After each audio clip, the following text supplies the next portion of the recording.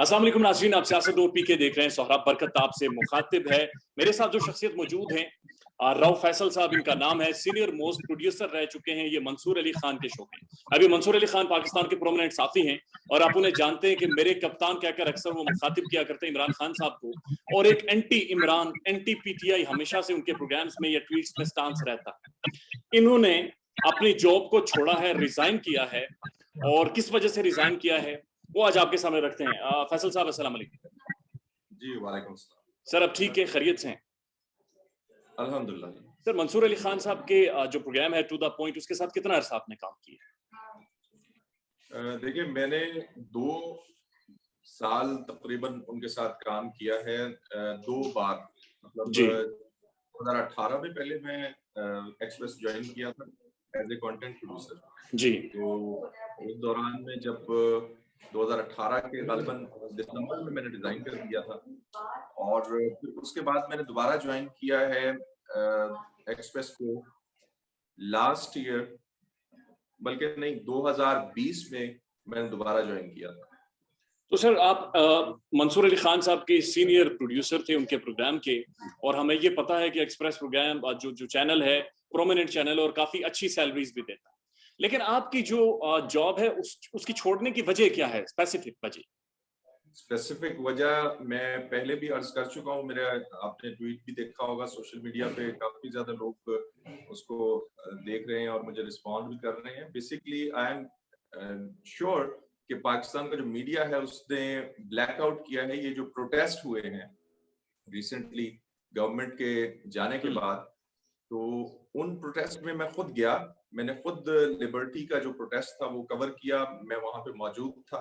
मैंने लोगों के जज्बात देखे, मैंने उनका गुस्सा देखा, मैंने वहां पे क्लासिफाई किया कि कौन कौन वहां पे शामिल था। हर तबके से लोग आए हुए थे, हर जेंडर वहां पे मौजूद था, हर एज का बंदा, बच्चों से लेकर बूढ़ों तक तमाम लोग मौजूद थे। और मुझे पहली दफा ये महसूस हुआ था कि पाकिस्तान यहाँ पे निकल आया है।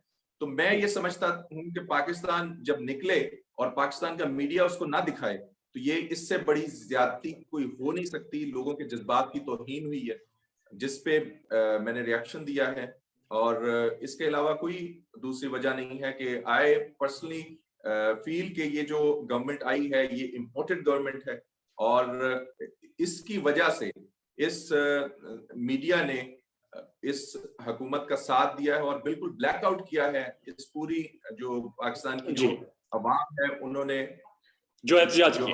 अच्छा नहीं फैसल साहब, चले पाकिस्तान का जो मीडिया है वो लार्जर कैनवस में, उसे अगर कुछ देर के लिए छोड़ दें, आप जो प्रोटेस्ट देख कर आए, जिसकी वीडियोस बनाकर लाई, वो मंसूर अली खान साहब के प्रोग्राम में क्यों नहीं चलाई?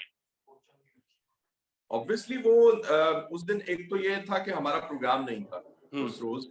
हमारा 3 दिन प्रोग्राम होता है, तो इस रोज हमारा प्रोग्राम नहीं था। लेकिन ये है कि मैंने ऑब्जर्व किया कि कहीं पे भी मीडिया ने कोई भी चैनल उसको मेन स्ट्रीम मीडिया जो था वो कवरेज नहीं दे रहा। सर मंसूर अली खान साहब के प्रोग्राम का जो कंटेंट होता था, जाहिर है आप सीनियर मोस्ट प्रोड्यूसर थे, सारी चीजें आप मैनेज करते थे। अब जो तासुर मिलता था, बहरहाल मैं फिर कहूंगा, जो तासुर मिलता था वो बहुत ज्यादा बाइस्ड होता था एक स्पेसिफिक खानदान, एक स्पेसिफिक पार्टी तक। इससे आप इत्तेफाक करते हैं? देखिए जो भी प्रोग्राम होता है, पाकिस्तान का जिस तरह से मीडिया चल रहा है, मैं ये कह सकता हूँ कि मैं उससे डिसएग्री करता हूँ कि जिस तरह से पाकिस्तान का मीडिया एक अपना पार्ट प्ले करना चाहिए सोसाइटी में, वैसा नहीं है। लेकिन जहां तक जो मौजूदा सूरत हाल है उसमें हमने as being worker, media worker, हमने देखना होता है कि प्रोग्राम का फॉर्मेट क्या है। प्रोग्राम का फॉर्मेट हमेशा गवर्नमेंट को टारगेट करना होता है और गवर्नमेंट की गलतियां जो है उनको हाईलाइट करना होता है।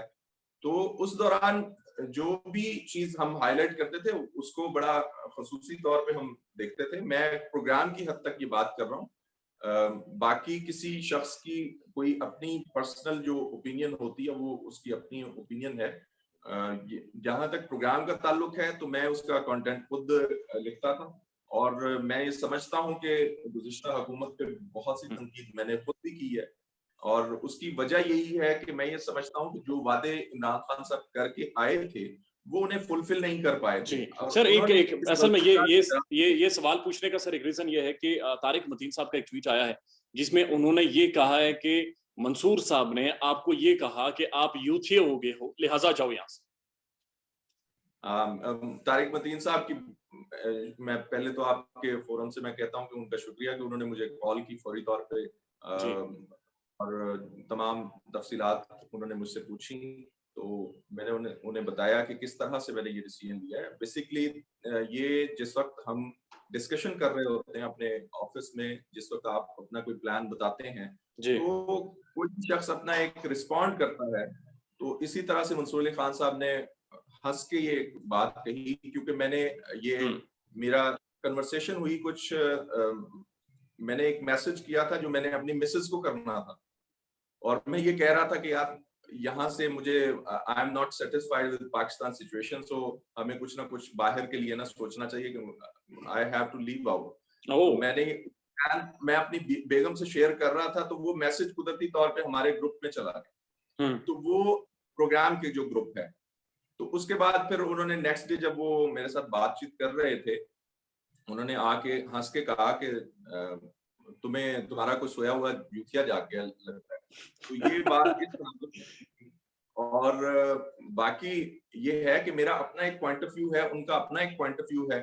मैं अपने पॉइंट ऑफ व्यू में आजाद हूं। जब मैंने उनको रिजाइन किया है, मैंने ग्रुप में जब अपना मैसेज डाला था, तो उन्होंने मुझे गुड लक कहा कि ठीक है, best of luck, it's my decision. So मुझे उन्होंने हरगिज कोई किसी किस्म का कोई फर्दर तो बातचीत नहीं हुई हमारे। सर, एक होता है हमारे यहाँ, एक लिहाजदारी होती है, जाहिर है, इतना माशाल्लाह आप जैसा पढ़ा लिखा एक इंटेलेक्चुअल शख्स जिसने प्रोग्राम को इतना ऐसा मैनेज किया, वो जा रहा हो, एक अखलाकी तौर पर रोकने की कोशिश की जाती है या कोई मामला सेटल किया, जब बातचीत की डिस्कशन की जाए, वो भी नहीं कि मंसूर अली खान साहब ने आपके साथ। देखिए, मेरा जो स्टैंड है, अगर मैं ये कहूँ कि ये गोल्ड स्टैंड मेरा है, तो मैं किसी को ये अखलाक के सबक नहीं देना चाहता कि कोई शख्स मुझे रोके या ना रोके, वो उनकी मर्जी है। कोई भी बात करता है, ये स्टैंड मैंने अपनी जात की हद तक लिया है। और मैं ये समझता हूं कि ये किसी के ऊपर कोई बंदिश नहीं है कि वो भी यही कहे कि इम्पोर्टेंट हुकूमत नामंजूर। ये इस वक्त मेरे हद तक ये मैं समझता हूं कि पाकिस्तान में इस वक्त जो हुकूमत है वो इम्पोर्टेड है। और मैं ये समझता हूं कि मेरी जो रिसर्च है और मैं जो तमाम चीजों को एनालाइज करता हूं, तो उसके मुताबिक मैं ये बरमला ये कहता हूं कि ये इसमें बैरूनी हाथ है। और मीडिया ने इसका ब्लैकआउट किया है, मीडिया इसमें आलाकार बना है, जिसके बायस मैंने ये स्टेप लिया है। अब अगर कोई बंदा मुझे रोकता है तो जाहिरी सी बात है, फिर वो एक डिबेट है। आप समझते हैं कि मीडिया ने ब्लैकआउट किया और मीडिया आलाकार बना है? आलाकार सारे चैनल्स बने या कुछ एक दो तीन जो प्रोमिनेंट चैनल्स हैं या प्रोमिनेंट एंकर्स हैं, उन्होंने असल में माहौल बनाया है कैंपेन की? देखें, जो लोग मीडिया में काम करते हैं वो अच्छी तरह से जानते हैं कि पाकिस्तान का जो मीडिया है वो किस तरह से डिजाइन है, कितने चैनल्स क्या हैं, रेटिंग का सिस्टम क्या होता है। ये तमाम चीजें जो हैं ये हर शख्स जानता है। पाकिस्तान का जो मीडिया है उसमें मेन जो चैनल्स हैं टॉप 10, आप जब उन्हें उठा के देखते हैं, उनमें सिवाय ARY के और किसी ने भी वो प्रोटेस्ट नहीं दिखाए और किसी ने भी उनका जिक्र तक नहीं किया। तो आप खुद देख लें, खुद अंदाजा कर लें कि 90% हमारा जो मीडिया है उन्होंने उसका ब्लैकआउट किया। डिजिटल मीडिया अगर ना दिखाता तो अवाम की आवाज कहाँ किसी को सुनाई देती। आज अगर ट्विटर ना होता तो इम्पोर्टेड हुकूमत नामंजूर किस तरह से अवाम तक पहुंचता कि लोगों की ये आवाज है। ये आवाज जो है इसको दबाया जा रहा है, इसको कुचला जा रहा है। सबसे बड़ा जुल्म है ये कि आप जब आजादी इजहार राय की बात करते हैं और साथ में आप लोगों की आवाजें बंद करते हैं। ये वो तमाम इंसानी हकूक के अलंबरदार हैं जो ह्यूमन राइट्स के नाम पे न जाने किस किस की तरफदारी करते रहे हैं। लेकिन आज जब पाकिस्तान का ये मुद्दा वजीर आजम ने उठाया है, वजीर आजम इस बात को लेकर सामने आए हैं, तो इन्होंने बिल्कुल उसको इग्नोर कर दिया, मजाक बना दिया। क्या हम एक सॉवरेन स्टेट में रहते हैं या बनाना रिपब्लिक में रहते हैं? ये आज हर पाकिस्तानी को सोचना चाहिए। अच्छा, ब्राउ फैसल साहब, मैं एक सवाल आपसे पूछना चाहूंगा, बसद एहतराम मंसूर अली खान साहब के भी और आपके भी। सर, बहुत ज्यादा डिस्कशन ये होती है जर्नलिस्टों में भी, साथियों में भी, कि मंसूर अली खान साहब को बहुत दफा हिदायत आती थी शरीफ खानदान की तरफ से, मुस्लिम लीग नवाज की तरफ से, कि आज खान को इस तरह से क्रिटिसाइज करें, आज इस तरह से प्रोग्राम करें। क्या इसमें कोई सदाकत है? देखिए, सोहराब, आप मेरा इंटरव्यू जो कर रहे हैं वो मेरे स्टांस पे कर रहे हैं कि मैंने क्या किया। मैं जी मंसूर अली खान के हवाले से कोई बात नहीं करना चाहता कि उनको कहाँ से कोई कॉल आती थी या क्या था। मैं हरगिज इस पोजीशन में नहीं हूं कि मैं दूसरों के बारे में ये राय दूं। अवाम सब जानती है, अवाम जो सुनती है उसको हक है कि वो अपनी जो भी राय है वो कायम रखे, और बात सबको समझ आती है कि कौन किस तरह से बात करता है। पाकिस्तान का जहां तक मुकदमा है, मैं उसके लिए काम करता हूं। मैंने पाकिस्तान, यहाँ पे मैं पाकिस्तान में ही रहना है, मैंने को बाहर तो चले नहीं जाना, मेरे बच्चे भी यहाँ पे हैं। तो मैंने इस पाकिस्तान का सोचना है, मुझे नहीं इस चीज से ताल्लुक के कौन क्या सोचता है, राव कहां से फैसल क्या। साहब, आपके कितने बच्चे हैं? जी मेरे 3 बच्चे हैं अल्हम्दुलिल्लाह। अब यकीनन स्कूल गोइंग होंगे, एक अच्छा खासा खर्च आता है, तो आपने सोचा, एक बार भी सोचा ये चीज कि जाहिर है आपकी नौकरी छूट जाएगी, तो उसके बाद किस तरह से चीजें मैनेज हुई? देखिए सोहराब, मैं आपको ना थोड़ा सा बैकग्राउंड बताता हूँ कि मैं पाकिस्तानी हूँ, किस हद तक मैं पाकिस्तानी हूँ इसका अंदाजा आप इस बात से लगा सकते हैं कि मेरा कोई मीडिया से डायरेक्ट कोई रिलेशनशिप नहीं था। मेरी जो बेगम है वो काम करती थी मीडिया में, मैं लम्स में as a security officer job कर रहा था जब हमारी शादी हुई थी। तो मैंने 5 साल तक लम्स को एज ए सिक्योरिटी ऑफिसर सर्व किया, मैनेजमेंट में मैं काम करता रहा हूँ। उससे पहले मैं गवर्नमेंट सर्वेंट भी रहा हूँ। तो मैंने 8 माह के बाद रिजाइन कर दिया था। तो मैंने 2 यूनिवर्सिटियों से पढ़ा है, 2 यूनिवर्सिटियों में सर्व किया है। तो आई नो कि पाकिस्तान में किस तरह का माहौल है। मैं एक मुसलसल मेरी भी एक स्ट्रगल है जो एक पाकिस्तानी की होती है, और मैं कभी भी घबराया नहीं कि मैंने अपनी कोई, मुझे कोई खौफ नहीं है कि मेरी जो रोजी रोटी है उसका मालिक कोई मेरी कंपनी है या कोई, ऐसा हरगिज नहीं है। मुझे ये पहले से पता है कि कोई भी पाकिस्तानी जब भी अमेरिका की बात करेगा, उस पे अमेरिका के खिलाफ बात करेगा, ये एजेंडा उठाएगा, पाकिस्तानियत की बात करेगा, तो पाकिस्तान में उसके लिए रोजी रोटी का मसला बनाएंगी ये कंपनी। लेकिन मुझे कोई शक इसमें नहीं है। मैं एक हुनरमंद आदमी हूं, मैं रेडी भी लगा लूंगा, लेकिन इस तरह की सहाफत नहीं करूंगा, हरगिज नहीं करूंगा कि जिसके अंदर मेरे मुल्क को नुकसान हो। Very well done Rao Faisal साहब, वेरी वेल डन सर जी। खुशी हुई, देखिए मैं एक जिंदा कौम को रिप्रेजेंट करता हूँ, मुझे खुशी हुई कल मैंने जब ये ट्वीट किया। मैं ट्विटर पे एक्टिव ही नहीं था जी, मैं कभी भी ट्वीट नहीं ज्यादा करता था। कल मैंने वो एक ट्वीट डाला है तो बीसियों हजारों लोगों ने मुझे कॉलें की हैं, हजारों लोगों ने मुझे मैसेजेस किए हैं कल से। तो मुझे ये पता है कि भाई ये पाकिस्तान है, ये मेरा पाकिस्तान। यहाँ पे किस तरह से हो सकता है कि कोई बाहर से आके यहाँ पे मूव करे।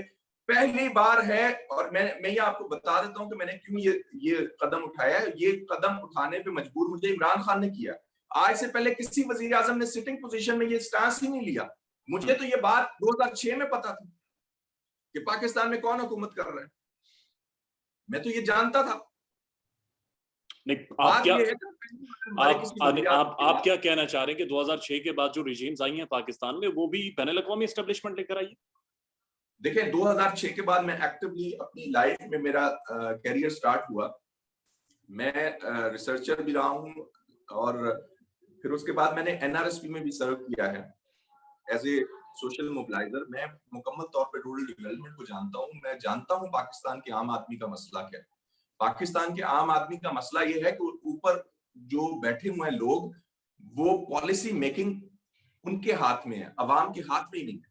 सिविलियन जो सुप्रीमेसी है उसकी बात तो सारे करते हैं, लेकिन वो जो सिविलियन सुप्रीमेसी की बात करते हैं वो बाहर बैठे हुए हैं। वो अवाम के हाथ में कभी आने ही नहीं देते। ये जो हम शोर मचाते हैं, आप जरा स्टडी करें कि हमारी नेशनल पॉलिसी जो है वो बनाने वाले कौन। पाकिस्तान की नेशनल पॉलिसी अवाम के हाथ में होनी चाहिए। पाकिस्तान की नेशनल पॉलिसी कभी भी अवाम के हाथ में नहीं रही। ये पहली बार है ये जो स्टांस लिया है वजीर आजम ने। यही स्टांस नवाज शरीफ भी ले सकते थे। लेते वो स्टांस अगर उन्हें नजर आ रहा था, जब वो वजीर आजम थे और उन्हें नजर आ रहा था कि कोई हमें कंट्रोल कर रहा है, तो वो बाहर निकलते। मैं देखता हूं किस तरह से पाकिस्तानी साथ अच्छा नहीं देते। फैसल साहब, सर ये बताएं, ये तो चीजें मौजूद हैं, लेकिन what next for you as a career? जाहिर आपने चीजें मेंटेन रखनी, आपकी एक फैमिली है, you have kids to take care of. What next? आपको कोई ऑफर्स आई है किसी चैनल से? अभी तक मुझे ना तो ऑफर्स आई हैं और ना ही मैंने कहीं पे अप्लाई किया है। Basically I have served my 1 month notice to the channel, और उसके बाद मैं एक्टिवली मेरा अपना जो यूट्यूब का चैनल है, मेरी बेगम उसको रन करती हैं, मैं वहां पे एज ए एनालिस्ट करता हूँ। 25th आवर के नाम से हम एक प्रोग्राम करते हैं। मैं चाहूंगा कि आप उसका भी कोई लिंक शेयर करें, क्योंकि आपकी बिल्कुल करेंगे, वेबसाइट का बिल्कुल करेंगे। आपको पता रहेगा कि मेरा पॉइंट ऑफ व्यू क्या है।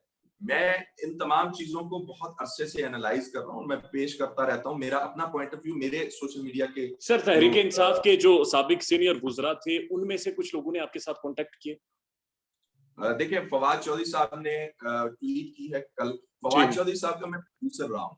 यहाँ पे मैं आपको मेंशन कर दूं कि खबर के पीछे जो है, मैं उसका प्रोड्यूसर रहा हूँ, और खबर के पीछे प्रोग्राम था पहला बतौर एंकर फवाद चौधरी साहब ने स्टार्ट किया था, और बाद में वो पीटीआई में चले गए थे। और फिर जब उनकी हुकूमत बनी तो होना तो ये चाहिए था कि उनका प्रोड्यूसर कहीं पे सरकारी नौकरी पे बैठा होता, उनका प्रोड्यूसर कहीं पे कोई बहुत बड़ा प्रोग्राम कर रहा होता।